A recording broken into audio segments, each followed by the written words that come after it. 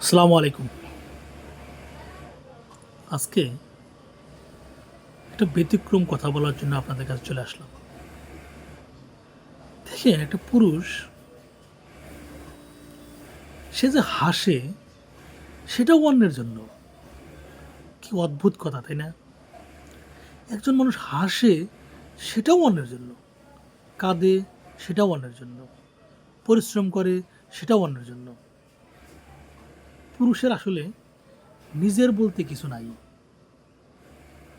একটা পুরুষ সেই সকাল থেকে শুরু করে রাত অবধি পর্যন্ত হাড়ভাঙা পরিশ্রম করে শুধুমাত্র তার পরিবারের মুখে হাসি ফোটানোর জন্য। কি অদ্ভুত কথা! নিজের সত্তা, নিজের চেতনা, নিজের সুখ, নিজের দুঃখ সব ভুলে গিয়ে শুধু পরিবারকে খুশি করার জন্য, পরিবারের মুখে হাসি ফোটানোর জন্য, পরিবারের প্রত্যেকটা সদস্যের নিড ফিল আপ করার জন্য এত পরিশ্রম করে। সেই পুরুষটাই যখন কারো সামান্য নিড ফিল আপ করতে ব্যর্থ হলেই তাকে প্রহসন শুনতে হয়, তাকে ধিক্কার দেয়, তাকে অপমান করে, কত লাঞ্ছনা গঞ্জনাও শুনতে হয়।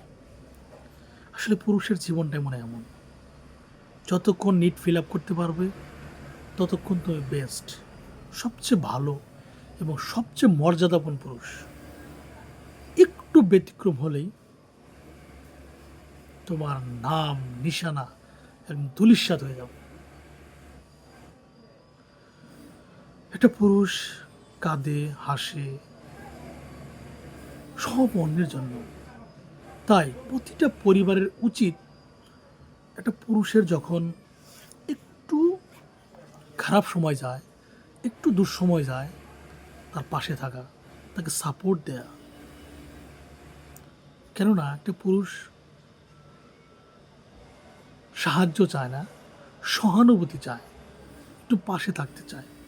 এসব পাশে থেকে একটু সহানুভূতি দিলেই ওই পুরুষটা উজ্জীবিত হয়ে নতুনভাবে নতুন উদ্যমে কাজ করতে পারে। ভালো থাকুক শ্রমজীবী সব পুরুষ। ধন্যবাদ।